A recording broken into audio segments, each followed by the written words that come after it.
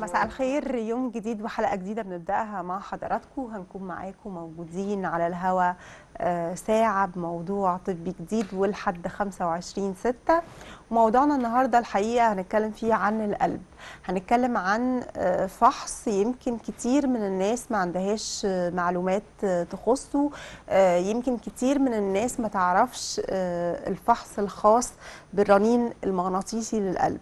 هنتكلم النهارده عن الرنين المغناطيسي للقلب، هنعرف ايه هو الفحص ده، مين الاشخاص اللي المفروض او لازم يعملوا الفحص ده او يلجأوا للفحص ده، ايه يعني المميزات الخاصه بالفحص ده، ايه اللي ممكن يكشفوا من امراض او مشاكل خاصه بالقلب.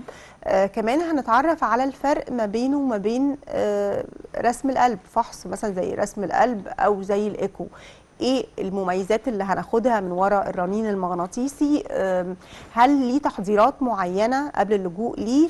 مين اللي ممكن يلجأ ليه؟ هل الاطفال ممكن يلجأوا للرنين المغناطيسي؟ هل ممكن يشخص مثلا امراض خاصه بالعيوب الخلقيه للاطفال؟ الحقيقه اسئله كتير جدا هنعرفها عن الفحص المهم جدا ده، واللي يمكن زي ما انا قلت الناس بتغفل قيمته او ما بتبقاش عارفه هو ايه هو الرنين المغناطيسي. هنشرح كل ما يخصه ومين يعمله وايه اهميته. كل ده يفيدنا فيه النهارده دكتور احمد عصفور، مدرس واستشاري امراض القلب والرعايه المركزه بجامعه القاهره. مساء الخير يا دكتور. مساء الخير يا فندم، يا اهلا وسهلا. مبسوطه جدا باختيار موضوع الحلقه، لانه زي ما انا قلت في المقدمه انه فحص يمكن مش كتير مننا بيسمع عنه، يعني مش كتير مننا بيسمع عن الرنين المغناطيسي الخاص بالقلب. يمكن احنا عارفين معلومات عن الرنين المغناطيسي الخاص بالجسم كله، ولكن هل في رنين مغناطيسي للقلب بس؟ نعم، هو فحص الرنين المغناطيسي على القلب ده فحص جديد نسبيا. هو موجود في العالم يمكن بقاله 15 سنة أو 20 سنة، لكن هو دخل مصر من حوالي 10 سنين، والحمد لله كنت من أوائل الناس اللي دخلته مصر. قعدت في أمريكا 3 سنين أشتغل عليه في أوائل 2013 2014 2015، وبعدين رجعنا هنا مصر. ابتدينا نعمل توعية لزمايلنا أساتذة القلب وأساتذة الباطنة وأساتذة جراحة القلب بأهمية الفحص ده في تشخيص كل أمراض القلب تقريبا. هو بيتعمل على نفس جهاز الرنين المغناطيسي اللي احنا عارفينه اللي موجود، كلنا مرينا بتجربة أو بعضنا يعمل رنين مغناطيسي على المخ، على الظهر، على البطن، لكن ما كانش الرنين المغناطيسي على القلب ده حاجة معروفة واستابليشد في مصر. هو بيحتاج نفس الجهاز بتاع الرنين المغناطيسي العادي، لكن بيحتاج زي ما نقول سوفت وير، يعني بيحتاج تكنولوجيا متطورة شوية علشان يتعمل للقلب. هو بقى موجود دلوقتي الحمد لله، احنا بقى لنا 5-6 سنين شغالين عليه في مصر. ابتدى يبقى متواجد تقريبا في اغلب المستشفيات ومراكز الاشعه، وابتدى يبقى جزء هام جدا في تشخيص امراض القلب عند كل دكاتره القلب. طيب ما خلينا يا دكتور نبدا من البدايه خالص، لانه انا اتخيل ان كتير من الناس ما عندهاش فكره حتى يعني ايه رنين مغناطيسي. يعني حضرتك قلت في ناس كتير قوي عملته، ولكن في ناس كتير كمان لسه ما عملتوش، فهي اصلا ما عندهاش فكره عن ايه هو الرنين المغناطيسي. طيب، الرنين المغناطيسي ده فحص اشعه غير تداخليه، بمعنى ان العيان ما بيبقاش فيه اي تداخلات في جسمه. هو بيبقى نايم على الترابيزه، كل اللي بيتعمل انه بيركب كانيولا. زي الكانيولا دي حاجه بتبقى سطحيه تحت الجلد. احيانا بنحتاج بالكانيولا دي نحقن ماده اسمها جادولينيوم علشان نشخص بيها، واحيانا ما بنحتاجش حتى نركب الكانيولا دي. بيبقى فحص اشعه ما فيهوش اي تداخل خالص. العيان بيدخل على الجهاز والجهاز ياخد صور زيه زي صور الاشعه الاكس راي العاديه او اللي مقطعيه. العيان ما بيحسش باي الم خالص، ما بيحتاجش تحضيرات تقريبا غير ان العيان يبقى معاه تحليل وظائف كلى لو هنحقن الصبغه. في اغلب الاحيان ما بيحتاجش العيان يبقى صايم. بياخد حوالي ربع ساعه نص ساعه. بيبقى قاعد جوه الجهاز، والدكتور بيبقى قاعد بره بياخد صور لحالته المرضيه. بيبقى قاعد جوه الجهاز نايم؟ بيبقى الاجهزه في انواع كتيره. في اجهزه بتبقى مفتوحه وفي اجهزه بتبقى مغلقه. رنين القلب ناس عندها فوبيا الاماكن المغلقه، ما بتقدرش. الرنين المغناطيسي على القلب لازم يبقى الانبوبه دي مغلقه من فوقيه، لكن هي بتبقى مفتوحه من عند الرجل ومفتوحه من عند الراس. وانا بشتغل في اماكن يبقى الجهاز فيها واسع، ليه الجهاز يبقى واسع؟ عشان العيان ما يبقاش مخنوق وهو صحيح. جوه الايه المكنه، يعني بيبقى مش حاسس ان المكنه فوق راسه على طول، حاسس ان المكنه بعيده عنه. يعني اقدر اقول لحضرتك ان احنا ما قابلناش عيانين ما استحملوش الفحص عشان هم مخنوقين، من كتر ما احنا مختارين دايما جهاز يبقى واسع هو اللي يتعمل عليه رنين القلب. مش اي جهاز رنين نعمل عليه، بنختار الجهاز الواسع. هو الفحص بياخد حوالي ربع ساعه، ربع ساعه بيبقى العيان جوه الجهاز، لكن انا كدكتور ببقى بتكلم مع العيان طول الفحص. يعني بشرح له احنا محتاجينك تاخد نفس، تطلع نفس بره، انا بشرح له انا محتاج منه ايه جوه المكنه، فبالتالي العيان ما بيحسش ان هو لوحده. ده غير ان احنا عندنا طرق اخرى، ممكن لو العيان خايف من الجهاز ممكن نديله حاجه مهدئه خفيفه. انا كنت لسه هتكلم على القصه دي، لانه حضرتك بتقول لا الناس مش بتخاف، وانه الفحص بيبقى سهل وهين، وبيبقى الجهاز مفتوح من الجهتين، الرجل بتبقى طالعه والدماغ يعني بتبقى طالعه، ولكن لا في ناس بتخاف. يعني انا لما بفكر انه يعني ممكن اخضع للفحص ده، بحس ان انا بيجي لي نوع من انواع الفوبيا، فانا اتخيل ان في ناس هتبقى زي كتير بتخاف. صح، ولكن صحيح. هل هو سؤالي بقى، هل ممكن تخدير خفيف قبل الخضوع للفحص ده؟ طيب احنا عندنا في طرق دوائيه وطرق غير دوائيه علشان نقدر نحل المشكله دي. الطرق الغير دوائيه ان احنا ساعات بندخل العيان من عند رجله مش من عند راسه، فده بيبقى اسهل عليه. ساعات بنحط له زي مرايه بحيث ان هو ما يبقاش شايف المكنه، يبقى شايف عند رجليه. ممكن حد يدخل معاه كمان يبقى ماسك ايده طول الفحص، لان الفحص ده الاشعاع فيه غير ضار، يعني الرنين المغناطيسي ده اشعه غير ضاره، فبالتالي بيسمحوا ان يبقى بيسمح ان يبقى حد معاه جوه مفيش اي مشاكل. حتى الفحص ده ممكن يتعمل لست حامل، يعني مفيش اي ضرر عليه، لان الاشعه بتاعته غير ضاره على الجسم. تمام. دي الطرق الغير دوائيه. في طرق دوائيه بقى ان انا اديله مهدئات. المهدئات دي تبتدي من اورال سيديشن، يعني حبايه كده ياخدها نص ساعه قبل الفحص بتخليه ريلاكس هادي شويه، وممكن نديله حاجه اي في يعني وريديه تخليه نايم طول الفحص. فبالتالي عندنا اوبشنز كتيره، حلول يعني حلول كتيره للقصه دي. واعتقد ان ما صادفتش ان عيان قال لا انا مش قادر خالص. كل عيان الفرق في الرنين المغناطيسي على القلب عن اي رنين مغناطيسي تاني ان دكتور القلب يبقى موجود معاك اثناء الفحص، مش الفني اللي بيعمل الفحص. فدكتور القلب بيقعد معاك ويشوف انت قلقان من ايه، اللي هو يعني انا بقعد مع العيان قبل الفحص لو هو عنده كلاستروفوبيا. كلاستروفوبيا دي اللي هي معناها ان هو بيخاف من الاماكن المغلقه. بتكلم معاه اقول له طيب احنا عندنا حل 1 2 3، انت بتاخد حبايه مهدئه، تحب تاخد حاجه تنيمك خالص، تحب حد يكون معاك جوه على المكنه.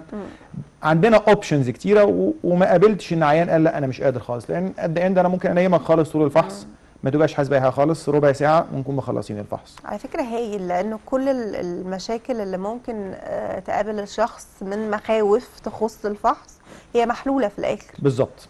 فهو بالتالي هيدخل وهو مطمن. بالظبط. يعني حتى فكره انه يبقى في حد مرافقه يعني، او يبقى رفيق ليه اثناء الفحص، دي موجوده. احنا تقريبا كل الاطفال بندخل مامتهم معاهم، ممكن تبقى ماسكه ايديه، ممكن تبقى قاعده بتتكلم معاه اثناء الفحص عشان الولد ما يحسش ان هو لوحده في المكنه. مفيش مشاكل خالص عندنا فكره ان حد يبقى معاك جوه لو انت قلقان من الفحص. هو الفحص بياخد حوالي ربع ساعه لتلت ساعه، فانت ما بتلحقش تحس انك انت متضايق او مخنوق. وكمان زي ما بقول لحضرتك الفحص ده بيحتاج كوميونيكيشن مع الدكتور، يعني الدكتور بيبقى قاعد بره هو اللي بيعمل لك الفحص، هو بيتكلم معاك اثناء الفحص، حاسس بايه؟ طب عايزك تاخد نفس، تطلع نفس. بيبقى تيلورد على شكوى المريض، بمعنى ان انا بجايد الفحص، انا بعمل الفحص ازاي على حسب المريض جاي بيشتكي من ايه، فببقى قاعد معاه وبتكلم معاه طول الفحص. طيب دكتور، خلينا بقى نتكلم على الامراض والمشاكل الخاصه بالقلب اللي ممكن الرنين المغناطيسي يشخصها ويوضحها، ونعرف ان الشخص ده او المريض ده بيعاني من الامراض دي.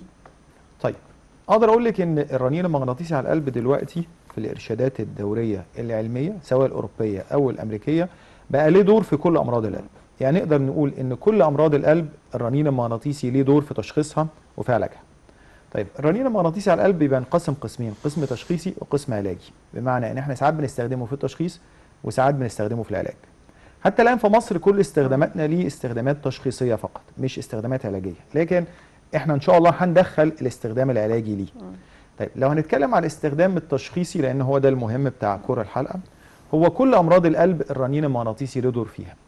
الدور ينقسم لثلاث محاور، يا اما ان هو يعدل لك التشخيص القديم بتاعك، يعني انت كنت مشخص تشخيص لكن هو يعدل لك حاجه في التشخيص، او ان هو يشخص لك حاجه انت ما كنتش عارف تشخيصها قبل كده، يعني امراض ما تتشخصش غير بيه، او انت اوريدي مشخص المرض لكن انت بتتابع علاج المرض عن طريق الرنين المغناطيسي اللي هيغير لك من مجريات العلاج بتاعه المريض. طيب لو نتكلم على حاجه يعني نقدر نقول اشهر امراض القلب هي ايه بعد الضغط، هي امراض قصور الشريان التاجي اللي كل المرضى تقريبا حد من كل المشاهدين اعتقد حد من العيله يا اما عمل قسطره، يا اما كان جاله جلطه، يا اما بيجي له ذبحه. مشاكل شرايين القلب دي مشكله كبيره قوي. اغلب التعامل معاها بيبقى عن طريق القسطره. الرنين المغناطيسي لا يغني عن القسطره، لكن هو يقدر يقول لك امتى تدخل القسطره وهل هتستفيد من القسطره ولا لا. نضرب مثال مثلا عشان المشاهدين يفهموا اكتر الرنين المغناطيسي يقدر يساعد فيه.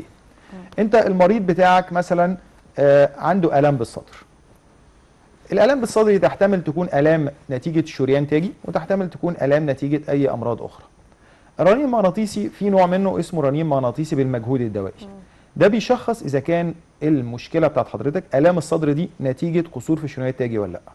طيب قدرنا نشخص ان هي نتيجه قصور بالشريان التاجي، هندخل القسطره. دخلنا القسطره لقينا في شريان مسدود مزمن. طيب ايه هي الشرايين المنسدده المزمنه ديت؟ يعني حضرتك دلوقتي انت في عندك شرايين القلب دي هي اللي بتغذي عضله القلب. لما الشريان منهم بيحصل فيه ضيق المريض بيشتكي بالام في صدره، يقول انا كل ما اطلع سلم او اعمل مجهود احس بالم في صدري. ده بنبتدي مع علاج دوائي، لو ما استجابش العلاج الدوائي بندخل القسطره، ولو في شريان ضيق بنحط فيه دعامه. طيب لو لقينا الشريان مقفول تماما يعني ما بيوصلش دم للعضله خالص، هل لو احنا حاولنا نفتح الشريان ده العضله هتستفيد ولا لا؟ ده سؤال مهم. لانك انت لو الشريان ده مقفول من مده طويله غالبا بتبقى العضله دي تليفت، يعني الجزء ده مات.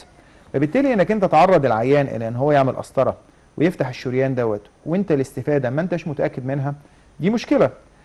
بيجي دور بقى للرنين المغناطيسي هنا، غير ان هو شخص لك اصلا القصور، ان هو يقول لك طب العيان هيستفيد ولا لا. يعني هل لو احنا يعني هيستفيد من اجراء القسطره او لا؟ بالظبط، يعني هيستفيد لو ركب الدعامه ولا لا. هايل. لو ركب الدعامه يعني احنا لو نقول القسطره دي حاجه جزئين، هايله، يعني ان انت كمان بتجنب المريض خطوره ان هو يدخل يعمل جراحه ملهاش اي لازمه. بالظبط ده صحيح. يعني انت بتقول للعيان انا بالرنين هشخصك اصلا انت عندك قصور في الشريان التاجي ولا لا، وبعدين بتدخل القسطره. انا كمان هقول لك اذا كنت هتستفيد من القسطره ولا لا.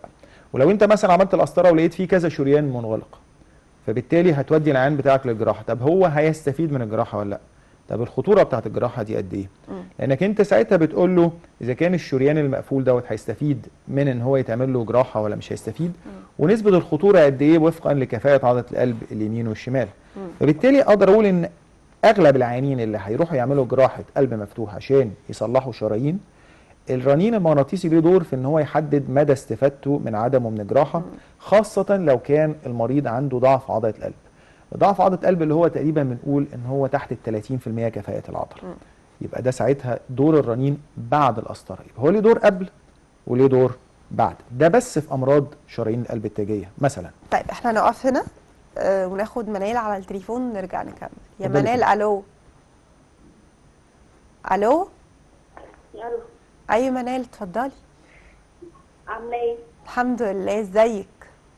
الحمد لله. اتفضلي دكتور معاكي. انا بحس بضربات قلب سريعه. اي منال، انتي عندك ضربات قلب سريعه، هي دي شكوتك؟ ايوه. بس وبنهج بطلع السلم كتير. وبتنهجي. عندك كام سنه يا منال؟ انا عندي 21. دكتور 21 سنه اسئله. وعندك ضربات قلب. ازيك يا منال الاول؟ سامعاني يا منال؟ نعم. سامعاني يا فندم؟ لا معلش ممكن حضرتك سامعاني؟ بقول لك ازيك؟ كويس الحمد لله. انت عندك 21 سنه؟ ايوه. وعندك ضربات قلب سريعه؟ ايوه. طيب هل اغمى عليكي قبل كده؟ مرتين. فقدتي الوعي تماما؟ ولا دختي بس؟ دوخه عاديه يعني. دوخه لكن ما فقدتيش الوعي تماما؟ لا. طب هل بتاخدي اي ادويه مزمنه؟ لا ما باخدش اي ادويه. هل كان حد في العيله عنده اي امراض في القلب زي المرض ده ان يبقى ضربات قلبه سريعه او بيجي له اغماءات؟ لا. هل عملتي اي فحوصات قبل كده زي رسم قلب، موجات صوتيه؟ ايوه عملت. عملت. حد قال لك ان الموجات الصوتيه في مشكله في العضله، ضعف او حاجه؟ لا. ما قالكيش. طيب شكرا يا منال. بشكرك يا منال، تابعينا. طيب هو ضربات القلب السريعه دي شكوى متكرره جدا عند البنات خاصه، لكن ممكن تيجي في اي سن، لكن هي بتبقى متكرره اكثر في البنات من سن 15 لسن 30 35 لغايه ما بيتجوزوا تقريبا.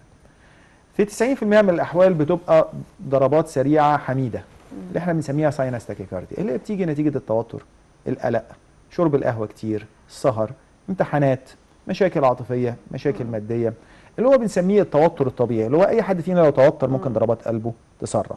طيب في عوامل خطوره في ضربات القلب السريعه. يعني ايه عوامل خطوره؟ يعني لما تسال مريضك في اسئله معينه بتبقى زي ريد فلاجز، يعني تنبهني لان الموضوع مش بسيط. اهمهم على الاطلاق ان العيان يكون اغمى عليه، فقد الوعي تماما. عشان كده ده اول سؤال. ده اول سؤال سالته، ان العيان يقول لا بيجي لي ضربات قلب سريعه بس انا مرتين كنت ماشي او سايق ومره واحده بلاك اوت، يعني مره واحده فصلت تماما. وغالبا عشان تتاكد ان المريض جاله اغماء حقيقي غالبا العيان بيعور نفسه. يعني بيعور نفسه؟ انت لو هيغمى عليك لانه بيقع بقى مش عارف بيقع مره واحده على ايه بالظبط. بالظبط. لو انت مش اغمى عليك لو انت ابتديت تدوخ شويه هتقعد على كرسي، ده مش اغماء تام. انما لو اغماء تام انت مره واحده كده بتبقى فصلت الفيشه، العيان بيقع يطب مره واحده، فغالبا بيعور راسه ايده، بيحس ان هو حصل حاجه مره واحده فقط، او بيبقى سايق العربيه مره واحده بعد الشر يحصل حادثه. دي فيري الارمنج، يعني دي تخضني. لو اغماء حقيقي ده ساعتها لازم بيعمل رسم قلب، يعمل موجات صوتيه، يعمل رسم قلب مجهود، يعمل رنين مغناطيسي، وهقول دور الرنين المغناطيسي في الحته دي. طب هي منال دلوقتي المفروض؟ لا منال طالما لم يغمى عليها اغماء كامل، وطالما ان الايكو اتعمل وقال ان العضله سليمه، فهي كده بنسبه 95% عندها ضربات القلب السريعه الحميده اللي هي بنسميها ساينس تاكيكارديا او ان ابروبريت ساينس تاكيكارديا، يعني شويه توتر، شاي، قهوه، قله نوم. في حاجات بقى بيزك بنبتدي نسال عليها. يعني اول حاجه نقول لها مثلا صوره الدم بتاعتك عامله ايه، لان الانيميا تعمل ضربات قلب سريعه، لو صلحنا الانيميا نحل المشكله. تاني حاجه لو هي على طول بتحس انها حرانه، عرقانه، بتاكل كتير، على طول متوتره، على طول ايديها فيها رعشه خفيفه، غده درقيه، يبقى لازم نعمل تحليل غده درقيه. طيب ثالث حاجه نبتدي ندور على هل في حاجه اسمها ارتخاء في الصمام المترالي في الايكو ولا لا. ارتخاء الصمام المترالي ده يعني انا ما بعتبروش منتشر هو منتشر جدا جدا وبيعمل ضربات قلب سريعه، لكن هو فيري سيف، يعني هو ما بيؤديش الى امراض خطيره. لو شخصناها ان هي عندها ارتخاء في الصمام الميترالي وده اللي عامل لها ضربات القلب الحميده، بنديها مثبطات البيتا اللي هو البيتا بلوكرز اللي هو زي الاندرال مثلا، ناخد منه حبيتين يوميا قبل الاكل، ده غالبا بيقضي على الاعراض تماما. وبيبقى ده مرض لا يستدعي علاج سبب، هو بنعالج عرض. ودي نقطه مهمه لازم المشاهد يبقى عارفها، ان في فرق ما بين ان انا اعالج عرضك واعالج سبب المرض. يعني انت دلوقتي بيجي لك الام في صدرك، فانا ممكن اديك مسكن، انا كده عالجت الايه؟ العرض. لكن ده مش الصح. الصح انك تعالج السبب، انك ليه عنده اصلا الام في صدره. طيب في بعض الامراض بتبقى امراض مش خطيره، مش اصلا امراض، هي بتبقى بس ايه؟ الام غير مفسره، ضربات قلب سريعه نتيجه كثره توتر، ادي لها حاجه تهدي ضربات القلب السريعه دي. لو ما استجابش دور بقى على سبب الضربات دي. هل العيان بيشرب قهوه كتير؟ طب قلل القهوه.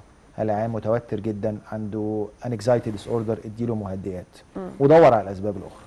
في مثل حاله منال انا اقدر اقول بالسمع كده طبعا ان غالبا هي ما عندهاش حاجه خطيره، لكن ما ينفعش ان المريض ياخد استشاره كامله من غير ما يتم مناظرته من الدكتور. بمعنى لازم الدكتور يقعد معاه ويتاكد ان الموجات الصوتيه بتاعته سليمه وان رسم القلب بتاعه سليم قبل ما يقرر ان هو يكلير هيم اب ان انت ما عندكش حاجه خطيره. طيب اخد امل. الو يا امل. السلام عليكم. وعليكم السلام، اتفضلي. ازيك يا استاذه هند؟ الحمد لله وانتي طيبه وبخير. اتفضلي. السلام عليكم. يا اهلا وسهلا يا فندم. يا اهلا وسهلا. كل سنه وحضرتك طيب. حضرتك بالصحه والسلامه يا فندم. الله يخليك. انا حضرتك بنتي عندها 15 سنه وبقى لها سنه ونص دلوقتي بالظبط، ضغطها دايما واطي، ضربات قلبها دايما سريعه، عندها الام في الجنب الشمال مستديم على طول، وممكن تيجي في يوم تفقد الوعي جدا، والم في الجهه اليسرى مزمن. وانا عملت ايكو طلع فيه حاجه اسمها ارتخاء في الصمام المترالي ما يعملش كل الاعراض دي. طيب شكرا يا فندم. ما يعملش كل الاعراض دي، بس البنت على طول ضغطها واطي وتعبانه ومش بتاكل ودايما نايمه ودايما تعبانه. طب هو ليه مش عارفه ليه حضرتك قلتي ما يعملش الاعراض دي؟ ده دكتور قال لك كده؟ الدكتور بيقول ان هي اللي هو تحت فوق المتوسط. ايه اللي فوق المتوسط؟ يعني مش الدرجه الاولى، الدرجه الثانيه الارتخاء. اوكي. الارتخاء في الدرجه الثانيه. وهي البنت عندها كام سنه؟ 15 سنه. 15 سنه. ودايما بتبقى اغمى عليها، ومره واحده فقدت الوعي جدا، وكانت تعبانه بدرجه ان انا مش عارفه ايه الحل. طيب والموجات الصوتيه فيها اي حاجه غير الارتخاء بتاع الصمام؟ مفيش اي حاجه. طيب اوكي، عملنا لها ايه؟ ما ظهرتش اي شيء. عملت رسم قلب، ده قالوا ده نتيجه الارتخاء الموجود عندنا. طيب حاضر. طيب انا بشكرك يا مدام امل، والف سلامه عليها وتابعينا.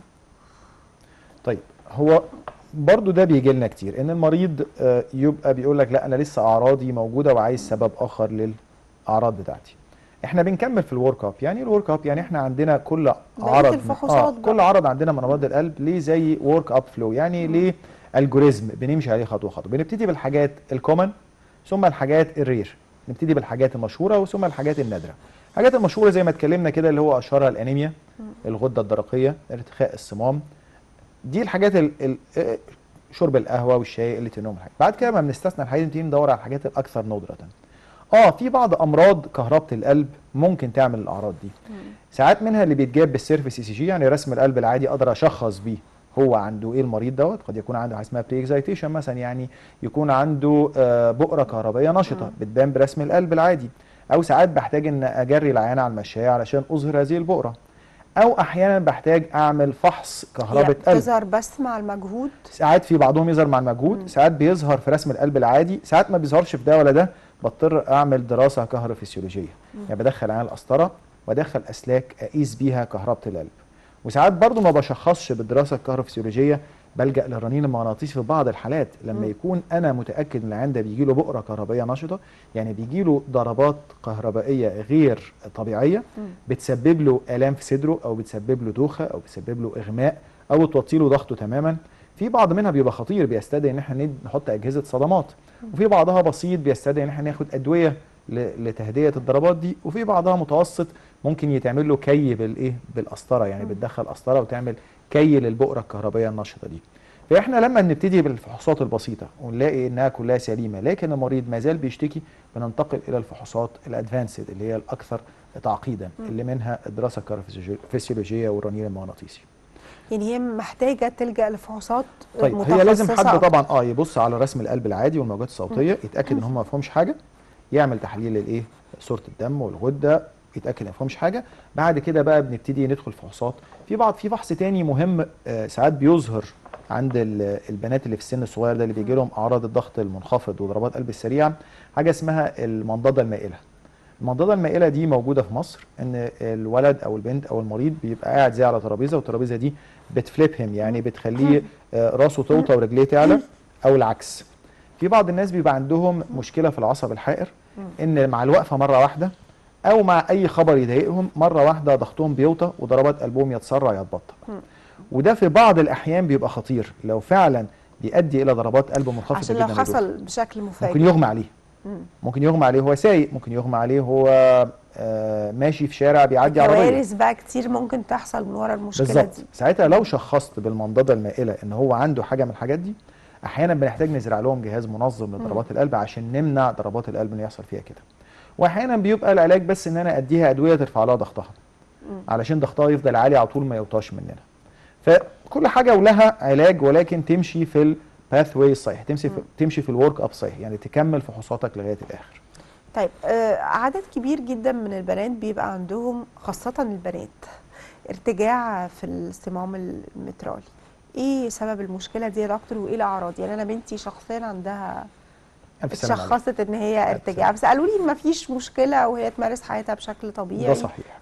طيب نفرق ما بين ارتخاء وارتجاع. حتى الرياضه يعني ما اتمنعتش من ممارستها، ده صحيح. وده حاجه انا كأم ومتهيألي زي كتير قوي هيستغربوا، يعني ايه البنت بتمارس رياضه عنيفه زي الجمباز وتكمل فيها عادي رغم انها اتشخصت ان هي ارتجاع في الصمام المترالي. طيب نفرق ما بين حاجتين، ارتخاء وارتجاع. والارتخاء بالظبط. الارتخاء ارتخاء في الصمام فقط، ان معناه ان الصمام لما بيجي يقفل بيتني على نفسه كده شويه، بيبقى مرتخي شويه. الارتخاء بتاع الصمام ده مشكلته الوحيده ان هو ساعات بيعمل نغزات وضربات قلب سريعه، وده از توتالي بناين، يعني مفيش منه خوف خالص نهائي طالما ان هو بس ارتخاء.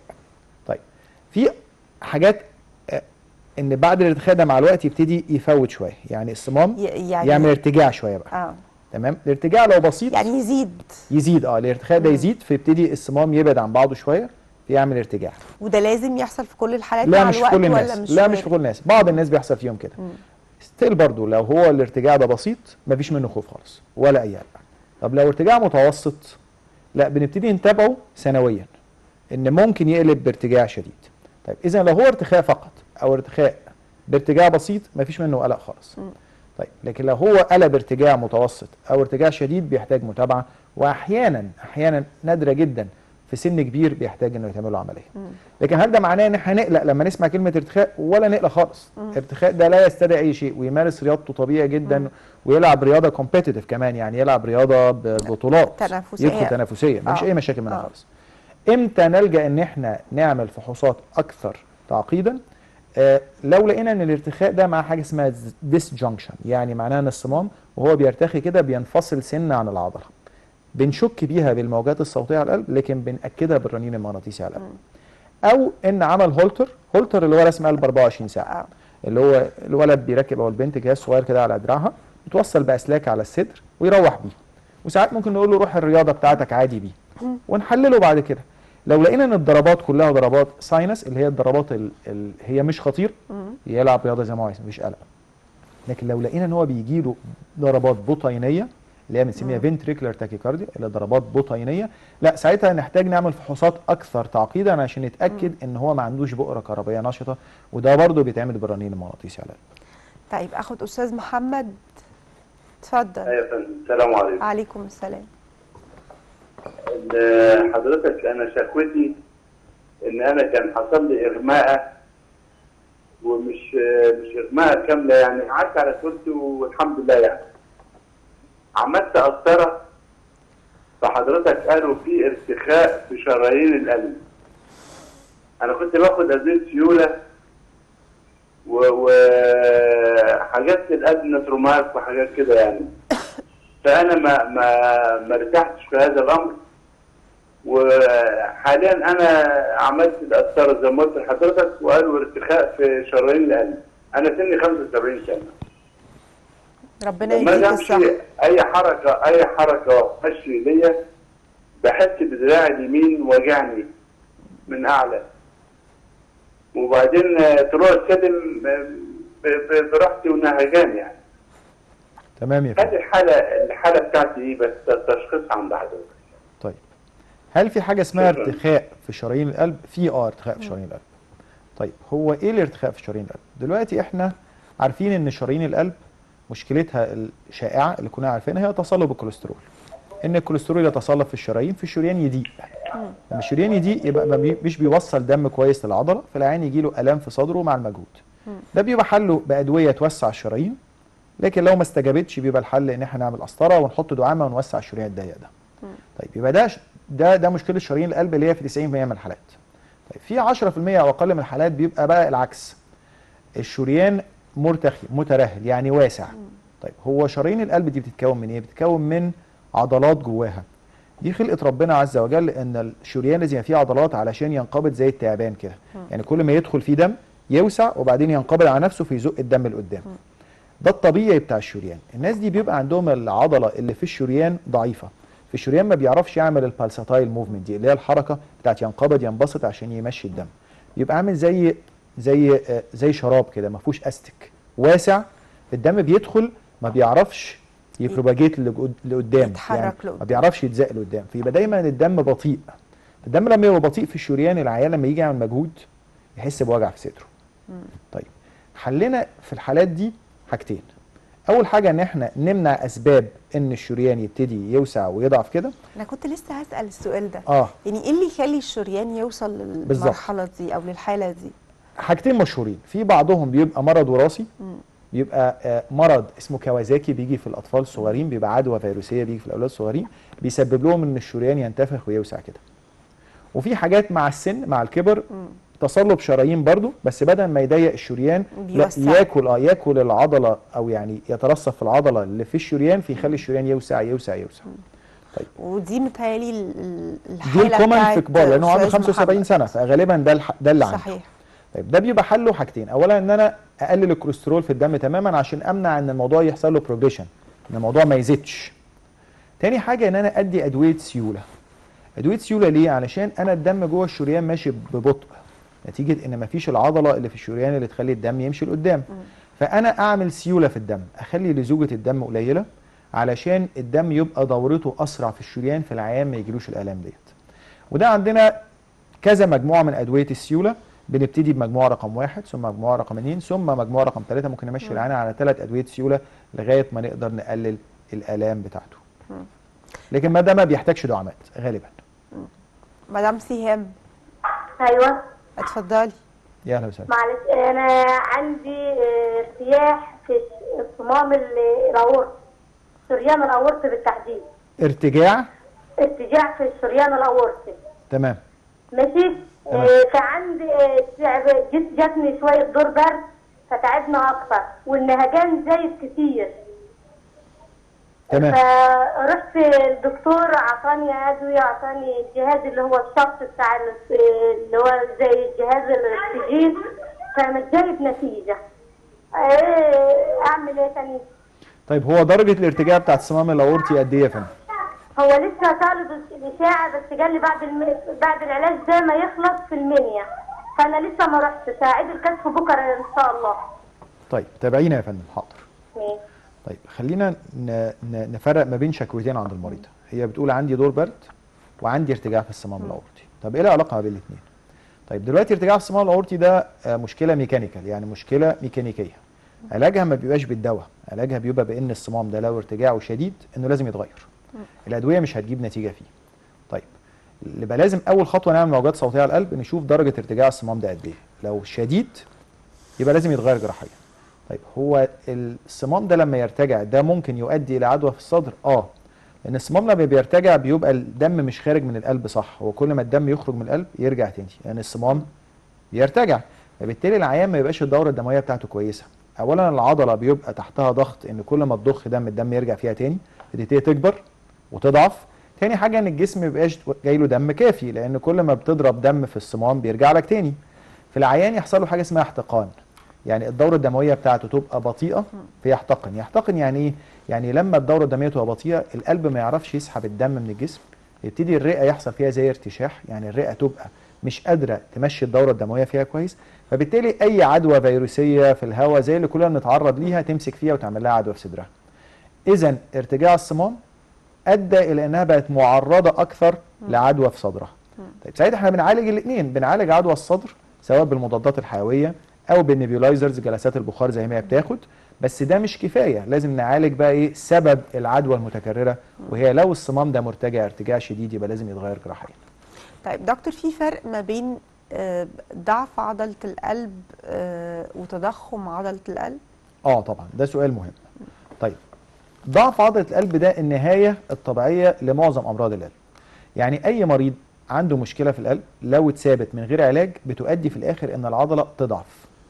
الضعف ده نوعين، نوع انبساطي ونوع انقباضي. انبساطي بمعنى ان العضله مش بتنقبض كويس، انبساطي معناها العضله مش بتنبسط كويس، والاثنين يعملوا اعراض فشل في عضله القلب. طيب الكومن اللي احنا بنسمع عنه دايما اللي هو ان العضله انقباضها هو اللي يضعف، اللي يقول لك ده انا كفاءه العضله بتاعتي 30%، 25%، 40%. الرقم ده رقم لكفاءه الانقباض. الطبيعي ان هي تبقى حوالي 55 ل 60، لو نزلت تحت ال 35 فده معناه ان هي منقبضه، الانقباض بتاعها ضعيف قوي. الانبساطي ده بتبقى قوه العضله الكونتراكشن اللي هو الانقباض سليم لكن مش بتنبسط، يعني ناشفه مش بتعرف توسع عشان تستقبل دم، مش بتعرف تريلاكس، يعني العضله المفروض بتنقبض كده وتنبسط كده، هي بتنقبض كويس بس مش بتعرف تنبسط، فمش عارفه تسحب دم من الجسم، فالعيان يحتقن ويجي له نفس الاعراض. طيب الاثنين لهم علاج مختلف، الانقباضيه والانبساطيه، بس الاثنين بنسميهم ضعف في عضله القلب، يعني العضله ضعيفه. طب ايه بقى العضله المتضخمه؟ العضله المتضخمه، طب نتكلم عن العضله المتضخمه بعد استاذ اسماعيل عشان اتفضل بقى يا استاذ شويه على اسماعيل. التليفون. اتفضل يا فندم. استاذ اسماعيل، الو. كل سنه وحضرتك. ايوه يا فندم، كل سنه وحضرتك طيبه. وحضرتك طيب. واحنا بنبقى سعداء بلقائك. والله السؤال بتاعي، اتفضل يا فندم. ربنا يبارك فيكي. طب السؤال بتاعي، دلوقتي الغده لما بتتشال وياخد بدائل الغده مدى الحياه هيأثر على القلب؟ وهل الادويه المزمنه اللي هي بتاعت الضغط والسكر تأثر على عضلات القلب؟ شكرا جزيلا. مشكورة. شكرا يا فندم. طيب ده سؤالين. السؤال الاولاني الغده، السؤال الثاني الضغط والسكر. طيب نبتدي بسؤال الغده. الغده، هل ادويه الغده المزمنه لو الغده فيها قصور تأثر على عضله القلب؟ طيب هو كل دواء في الدنيا زي ما ليه فايده ليه ضرر، لكن احنا بنوازن ما بين الفايده والضرر. يعني لو فايدته اكتر من ضرره فاحنا مضطرين ناخده. المريض اللي عنده مشكله في الغده ان الغده مش بتطلع الهرمون، فده محتاج يعوض هرمونات الغده طول العمر.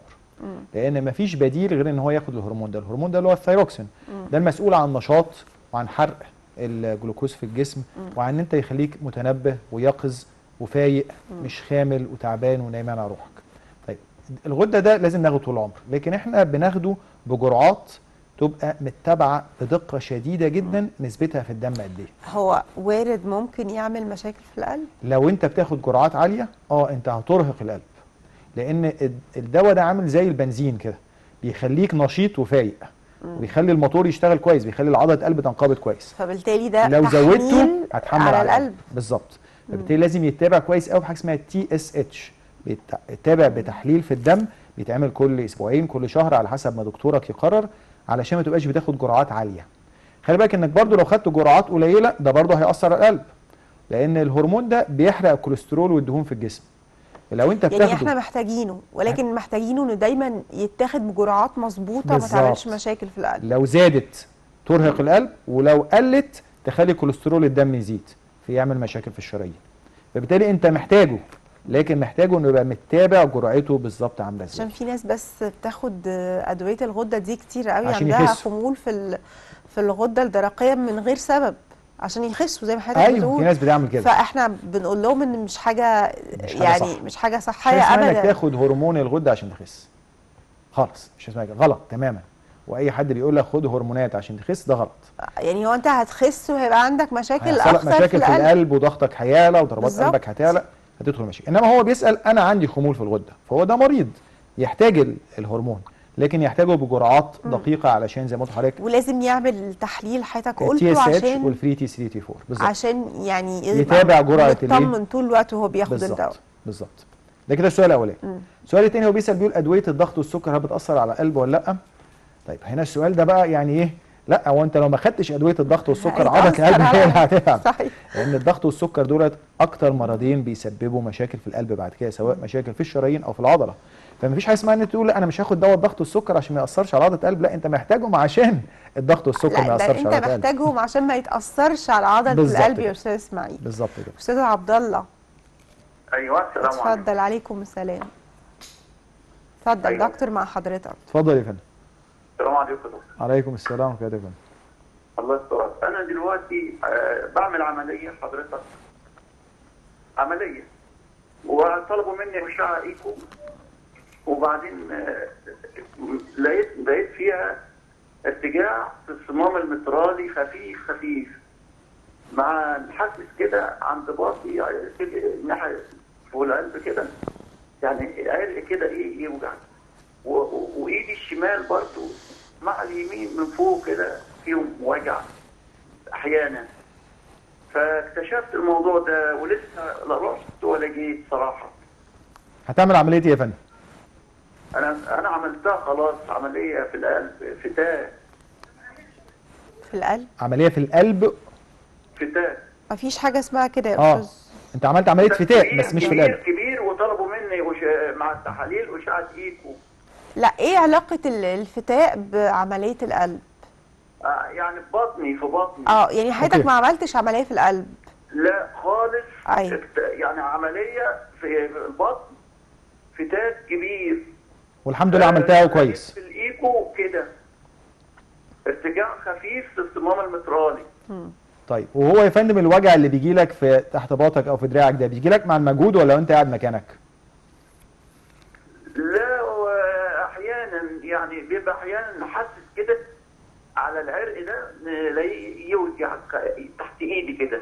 لكن لو طلعت السلم مثلا يجي لك الوجع ده؟ بيبقى لا بيبقى يعني كرشة نفس شويه كده. انت مريض ضغط او سكر؟ معايا الضغط.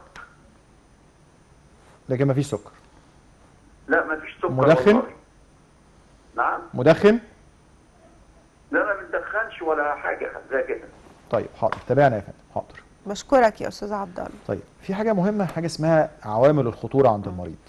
بمعنى انك انت لما بيجي لك العيان العياده بيشتكي باي شكوى، بالذات لو شكوى او خاصه لو شكوى لها علاقه بشرايين القلب، لازم بتستراتيفاي العيان بتاعك. يعني تشوف عوامل خطورته عامله ازاي.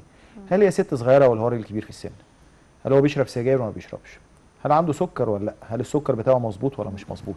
عنده ضغط مظبوط ولا مش مظبوط؟ عنده حد في العيله كان عنده مشاكل في الشرايين ولا لا؟ كوليستروله عالي ولا مش عالي؟ بعد ما بتصنف العيان بتاعك الى ان هو عالي الخطوره او متوسط الخطوره او قليل الخطوره، بتبتدي بقى تسمع شكوته. بمعنى انا مثلا لو سمعت واحد بيقول بيجي لي نغزات وانا قاعد مكاني كده، لكن هو ما عندوش اي عامل خطوره، خلاص هقول له لا ده ما يبقاش شرايين. لكن لو نفس الشكوى بتاعه النغزات دي او وجع تحت باطي بس في عيان كبير في السن عنده كوليسترول عالي وعنده سكر مش مظبوط وبيشرب سجاير، اقلق. بمعنى ايه؟ بمعنى ان انا بقول له طب نعمل فحوصات زياده عشان نتاكد فعلا هل عندك مشكله شرايين ولا لا. زي مثلا احنا نعمل اشعه مقطعيه على الشرايين بالصبغه. لكن التاني ده ممكن اقول له لا طب اجري على المشايه كده، لو جريت وما حصلش حاجه يبقى ما تقلقش ده مش من القلب. انت بتختار لمريضك الفحص على حسب مش شكوته بس، على حسب معامل الخطوره عنده. هو هنا بيقول ان هو عنده ضغط بس لكن ما عندوش سكر ولا حاجه، والنغزه دي بتجيله وهو قاعد مكانه مش شرط مع المجهود، والعضله واضح ان هي كويسه، اذا اقدر اقول له ان غالبا ما فيش حاجه. لكن ممكن مثلا عشان نطمن نعمل رسم قبل المجهود، نعمل فحص بسيط نطمن بيه اذا كان في مشكله شرايين ولا لا. طيب احنا كنا بنتكلم على علاج تضخم عضله القلب، وقفنا عند التضخم. نرجع للتضخم تاني. طيب احنا اتكلمنا على ضعف عضله القلب، وقلنا ضعف عضله القلب انبساطي وانقباضي، وقلنا ان ده بيبقى التطور الطبيعي بتاع اي مريض قلب، ان هو في الاخر لو ما تعالجش العضله بتبتدي تضعف. تضخم العضله ده حاجه ثانيه خالص. تضخم العضله ده يحتمل يبقى سبب فسيولوجي او سبب وراثي او سبب مرضي مكتسب.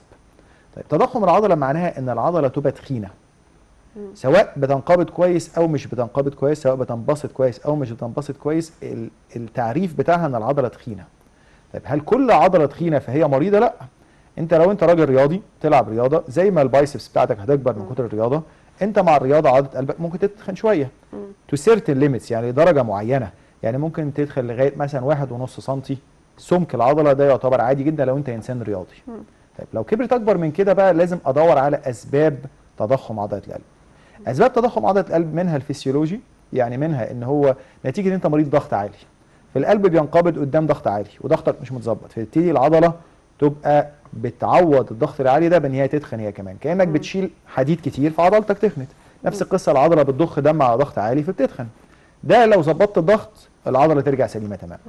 في اسباب اخرى ان هي بتنقبض قدام حاجه مغلقه زي صمام اورطي منغلق، او زي ما يكون في الشريان الاورطي في ضيق، انت كده بتخليها تضغط قدام ضغط عالي. لو فتحنا الصمام الاورطي ده او عالجنا الشريان الاورطي المنغلق ده العضله ترجع سليمه تاني. اذا يبقى انت اول حاجه بتدور على الاسباب الفسيولوجيه، يعني هل هو عنده حاجه نقدر نعالجها هي اللي رفع الضغط دوت على القلب ولا لا. بعد كده ندور بقى على اسباب وراثيه، حد في العيله عنده نفس المشكله دي ولا لا. هل هو اللي هو بيسميها هايبرتروفيك كارديوميوباثي، اللي هو مرض وراثي يخلي العضله تتخن ما تقفل على نفسها. طيب وفي حاجه ثالثه بقى اللي هي اسباب ادت الى سمك العضله، زي امراض مترسبه في العضله. طيب لو رجعنا لمرجوع الحلقه اصلا اللي هو الرنين المغناطيسي، الرنين المغناطيسي يقدر يفرق ما بين الثلاث انواع. يعني انت جالك عيان مريض في العياده، عملت ايكو لقيت العضله متضخمه، اول ما تلاقي العضله متضخمه اعمل رنين مغناطيسي. هيقول لك اذا كان ده تضخم فسيولوجي هنعالجه بان احنا نوسع الصمام او نفتح الشريان الاورطي، ولا هو وراثي وساعتها لازم نتابع نعمل سكريننج مسح للعيله كلها، وده بيحتاج ادويه زي البيتا بلوكرز مثلا، ولا هو نتيجه ترسبات في العضله. لان في نقطه مهمه هنا قوي، انت ممكن تبقى العضله متضخمه وراثيا، انت شخصتها كده بالموجات الصوتيه، دي علاجها بيبقى المثبطات البيتا اللي هي البيتا بلوكرز، دي ادويه بتهدي انقباض العضله عشان العضله ما تقفلش على نفسها. طيب لو العيان ده ما عندوش تضخم وراثي بل عنده حاجه اسمها مثلا ساركويدوزس، ده نوع من انواع الامراض اللي بتترسب في عضله القلب وتتخنها، بيجي بنفس الشكل بتاع التضخم الوراثي، الاثنين العضله تخينه بس النوع ده لو اديته مثبطات البيتا اللي هي البيتا بلوكرز، المرض ده بياكل في الضفيره الكهربائيه اللي هو الساركويدوزس، فلو انت اديت بيتا بلوكرز انت هتزود التآكل في الضفيره الكهربائيه، العيان ممكن يجي له توقف انقطاع في الضفيره ويحتاج جهاز بيس ميكر. اذا انت عشان شخصته أنت غلط عملت له مشكله تانية. عملت له مشكله ثانيه. انما انت لو انت كنت طلبت له الرنين المغناطيسي ده هيفرق ما بين هل التضخم ده التضخم الوراثي ولا نتيجه مرض زي الساركويدوزس او الاميليدوزس، وساعتها العلاج بيفرق تماما. ده ليه علاج وده ليه علاج تاني. استاذ محمود، اهلا وسهلا حضرتك. ازي حضرتك يا استاذ محمود؟ الله يسلمك. اتفضل. اكلم الدكتور طبعا. يا اهلا وسهلا يا فندم، يا اهلا وسهلا. ازي حضرتك يا دكتور؟ يا اهلا وسهلا يا فندم. انا دكتور عامل زرع شرايين، عمليه زرع شرايين من سنه ونص. تمام. وعملت من 3 شهور تكتيك 3 دعامات في الشريان الايمن. تمام. باخد نوعين من الادويه لتوسيع الشرايين. الماده العلميه بتاعتهم اللي هي نيتروجليسرين، الماده العلميه. تمام. النوع الثاني تراميتازيدين هيدروكلوريد 35. قولوا تاني كده يا فندم معلش. ترايميتازيدين. ترايميتازيدين، اوكي. هل ممكن هستمر عليهم على طول؟ دي نمره واحد. السؤال الاول. السؤال الثاني، هل ممكن لهم اضرار لو استمريت عليهم على طول لهم اضرار على القلب او على الصحه عامه؟ تمام. نمره ثلاثه، هل ممكن اصوم بعد قد ايه؟ انا عاملها بعد يعني انا مركب دعامات من 3 شهور بالظبط. ممكن اصوم بعد قد ايه؟ والجراحه قبليها بقد ايه؟ نعم؟ والجراحه كانت من قد ايه؟ من 3 شهور. الجراحه من 3 شهور والدعامات من قد ايه؟ الجراحه من سنه ونص، الدعامات من 3 شهور. تمام. والدعامات دي ركبتها عشان والدعامات دي ركبتها عشان كان في جلطه ولا كانت الام بالصدر؟ كان في جلطه، كان في تعب مع المجهود. والتعب ده اختفى ولا لسه موجود؟ كان في تعب مع المجهود.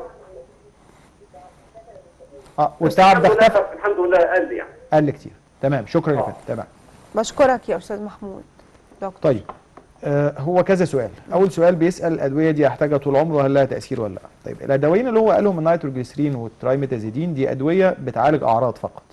يعني ايه بتعالج اعراض؟ زي ما قلنا احنا كده العلاج قبل كده قلنا في الحلقه في علاج للعرض وعلاج للسبب. علاج للعرض يعني انت مثلا عنده الام في صدره فبنديله ادويه تقلل الالم بتاع صدره دي. هي برضو بتوسع شويه الشرايين لكن هي تاثيرها بيبقى مارجنال، يعني تاثير مش قوي قوي. لو العيان عنده ضيق شديد الانغلاق مش هتفرق معاه قوي، ساعتها لازم يركب دعامه ويفتح الشريان دوت. هو بيقول ان هو اتحسن تماما بعد الدعامات اللي ركبت، فبالتالي دي حاجه مطمئنه تماما. الادويه اللي هو بياخدها دي هي ادويه مساعده علشان الالام تقل كمان وكمان. مفيش منها ضرر لان حاجتك ليها اكتر من ضررها، وهي ضررها مارجنال جدا، يعني ضررها بسيط قوي. نقدر نقول مثلا النيتروجليسين ده ممكن يعمل شويه صداع مش اكتر من كده. التراميزيدين غالبا ما بيعملش اي اضرار خالص. هل هتحتاجها طول العمر؟ هتحتاجها طالما انت محتاجها، بمعنى ان احنا عاده بعد 6 شهور بنبتدي نسحبها من جسمك. لو لقيناك لسه بقيت ما تشتكيش خلاص بنوقفها خالص. لو لقيناك رجعت اشتكيت بشويه الام في الصدر بنرجعها لك تاني. لو لقيناك بتشتكي بالام في الصدر كتيره لا بنبتدي نعمل قسطره تاني، ولو في حاجه بنصلحها علشان ما تفضلش محتاج الادويه دي على طول. السؤال التاني بقى، هل ينفع اصوم؟ هو قال تقريبا ينفع تصوم دلوقتي مفيش مشاكل خالص. احنا عاده بنمنع من الصيام في اول شهر من حدوث الجلطه، لكن انت ولا كان في جلطه ومركب الدعامات بقالك 3 اشهر وحضرتك قلت ان بعد الدعامات كمان الاعراض قلت تماما، فانا ما عنديش اي مانع من الصيام خالص. ربنا يتقبل. مدام منى. الو. السلام عليكم. وعليكم السلام. اتفضلي. السلام عليكم. عليكم السلام ورحمه الله يا مدام منى. وبركاته. اتفضلي. ازيك يا مدام منى؟ كل سنه وانت طيبه. حضرتك طيبه. اتفضلي. دكتور بعد اذن حضرتك، اتفضلي يا فندم. انا بنتي عندها 21 سنه، عامله عمليه قلب مفتوح من 2008. تمام. كان في اس دي واي اس دي. تمام. فعملت الفي اس دي والاي اس دي في لوحده، واللي كان عندها ارتجاع في الصمام المترالي، ودلوقتي حاليا هي عاملاها في 2008 وحاليا دلوقتي بيجي لها وطيران ضغط. طيب مدام منى حاولي تكلمينا مره ثانيه لانه اكيد طيب. السؤال مش واضح بالنسبه لنا. يعني هو طبعا العيوب الخلقيه ممكن تتعالج بالقسطره وممكن تتعالج بالجراحه. فاول سؤال لازم نساله هي قفلت الثقب ده بالقسطره ولا بالجراحه؟ تاني حاجه هل بعد ما قفلته كان العضله فيها تضخم وضعف ولا ما كانش فيها؟ تالت حاجه لو هي بيجي لها اغماءات لازم تعمل هولتر رسم قلب 24 ساعه نتاكد ان ما بيجيلهاش بؤرات كهربائيه نشطه هي اللي بتخليها تدوخ. تالت حاجه لو في شك ان في لسه ثقب متبقي ما اتقفلش كامله ومش قادرين نستكشفه بالموجات الصوتيه، برضو ساعتها بنعمل رنين مغناطيسي على القلب علشان نحدد فعلا هل في بقايا للثقب ولا لا، وهل هتستدعي جراحه تاني ولا لا، وهل ينفع يتقفل بالقسطره ولا لا. دكتور، مشاكل القلب الخاصة بالأطفال والعيوب الخلقية الخاصة بالأطفال هل ممكن تشخيصها عن طريق الرنين المغناطيسي للقلب؟ طيب ده سؤال برضو مهم جدا. هو أنا أقدر أقول إن الرنين المغناطيسي قلب عمل زي بريك ثرو في تشخيص وعلاج أمراض العيوب الخلقية. بريك ثرو يعني عمل تغيير جذري. احنا زمان كان بنعتمد بس على الأشعة المقطعية والإيكو علشان نشخص الأمراض دي ونحدد طرق علاجهم. كان ده بينفع في الأطفال لأن الأطفال بيبقى الإيكو ويندو عندهم كويس، بمعنى إن جسمه صغير في الموجات الصوتية بتقدر تشوف القلب كويس قوي. إنما كل ما بتكبر الموجات الصوتية بتبقى إمكانيتها إن هي تشخص العيوب الخلقية المعقدة أصعب، لأنها بيبقى العيان كبر، الصور ما بتبقاش بنفس الجودة، وبيبقى عنده الحاجات أكثر تعقيدا من الصغيرين. ساعتها احنا بنلجأ للرنين المغناطيسي والأشعة المقطعية عشان نشخص. ودلوقتي مفيش عيان عنده عيوب خلقيه كبار اللي هم بنسميها الادلت كونجينيتال هارت ديزيز او اللي هم الجرون اب كونجينيتال هارت ديزيز ما ينفعش يتعالج الا لما تعمل اشعه مقطعيه على الاقل مره واحده بالصبغه وتتابع بالرنين المغناطيسي. بتتابع كفاءه القلب، بتتابع اذا كان في دم ميكسد يعني رايح من يمين شمال، هل ده مأثر على الكفاءه، هل الصمامات فيها مشكله، وده اللي بيقرر برضو خطه العلاج اذا كنا هندخل بجراحه ولا بالقسطره نعالج المريض. فبالتالي اقدر اقول لحضرتك ان كل مرضى عيوب القلب الخلقيه سواء اطفال وخاصه كبار لازم يعملوا الرنين المغناطيسي عشان نحدد الطريقه الامثل لعلاجهم ازاي.